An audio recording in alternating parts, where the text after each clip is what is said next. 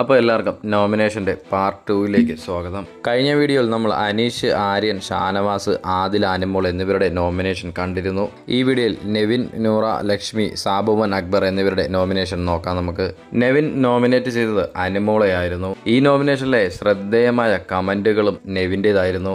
അനിമോൾക്കെതിരെ കാരണങ്ങൾ അക്കമിട്ട് അവതരിപ്പിച്ചാണ് നെവിൻ നോമിനേഷനിൽ പറഞ്ഞത്. തുടക്കത്തിൽ തന്നെ ഈ 11ാം ആഴ്ചയിലും വെള്ളത്തിൻ്റെയും ഭക്ഷണത്തിൻ്റെയും കാര്യം പറഞ്ഞ് നോമിനേറ്റ് ചെയ്യാൻ താല്പര്യമില്ല എന്ന് നെവിൻ പറഞ്ഞു. കാരണം ഇത് ഗെയിം മാറ്റേണ്ട സമയമാണ്.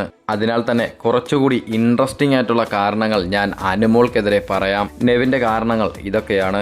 അനിമോൾ ഗെയിമിനെ ഗെയിമായി കാണുന്നില്ല എന്നും എല്ലാം വളരെ പേഴ്സണലായി എടുക്കുകയാണെന്നും അതിൽ നിന്നും ജെൻഡർ കാർഡുകൾ ഇറക്കി കളിച്ചുവെന്നും നെവിൻ ആരോപിച്ചു. ഇതുകൂടാതെ കഴിഞ്ഞ ആഴ്ച ഹൗസിനുള്ളിൽ മത്സരാർത്ഥികൾക്കായി കൊടുത്ത 2 കവർ പാലിൽ 1 തൈരാണെന്ന് അനിമോൾ പറഞ്ഞു. എന്നാൽ ഇത് പാല് പിരിഞ്ഞ് തൈരായതാണെന്നുള്ള കാര്യം അനിമോൾ മറച്ചുവെച്ചു.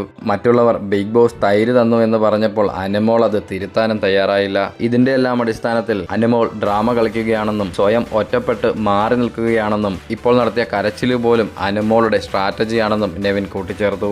നെവിൻ അടുത്തതായി നോമിനേറ്റ് ചെയ്തത് ഹൗസിലെ ക്യാപ്റ്റനായ സാബുമോനെയാണ്. കഴിഞ്ഞ പാവശാസ്ത്രം ഗെയിമിൽ കുറച്ചുകൂടെ ആക്റ്റീവ് ആകാം എന്ന് പറഞ്ഞായിരുന്നു നെവിൻ നോമിനേറ്റ് ചെയ്തത്. അടുത്തത് നൂറയുടെ നോമിനേഷനാണ്. അനിമോളെ കൂടാതെ നൂറ നോമിനേറ്റ് ചെയ്തത് ഷാനവാസിനെയാണ്. നിലപാടില്ലാത്തവനെന്നും ഹിറ്റ്ലർ കളിക്കുകയാണെന്നും വിശ്വസിക്കാൻ കൊള്ളാത്തവൻ എന്നൊക്കെ പറഞ്ഞാണ് ഷാനവാസിനെ നൂറ നോമിനേറ്റ് ചെയ്തത്. അടുത്ത് ലക്ഷ്മി നോമിനേറ്റ് ചെയ്തത് അക്ബറിനെയാണ്. അതിൽ ലക്ഷ്മി ചൂണ്ടിക്കാട്ടിയ കാര്യം ടാസ്കിനിടയിൽ അനിമോളെ തള്ളി എന്നതാണ്.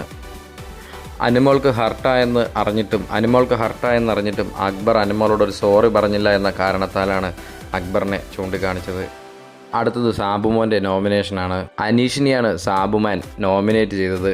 അതിന് കാരണമായി സാബുമാൻ ചൂണ്ടിക്കാണിച്ചത് രാവിലെ ഉണ്ടായ ടോയ്ലറ്റ് ഇഷ്യൂ ആണ്. അവസാനമായി അക്ബർ നോമിനേറ്റ് ചെയ്തത് അനിമോളെ കൂടാതെ അനീഷിനെയാണ്. പാവശാസ്ത്രം ടാസ്കിനിടെ അനീഷ് അക്ബറിനെ കടിക്കുകയുണ്ടായി.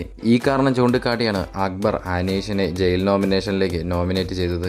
അങ്ങനെ ഈ ആഴ്ചത്തെ നോമിനേഷൻ പ്രക്രിയ അവസാനിച്ചിരിക്കുമ്പോൾ 9 വോട്ടുകളോടുകൂടി അനിമോളും 4 വോട്ടുകളോടുകൂടി അനീഷുമാണ് ജയിലിലേക്ക് പോകുന്നത്.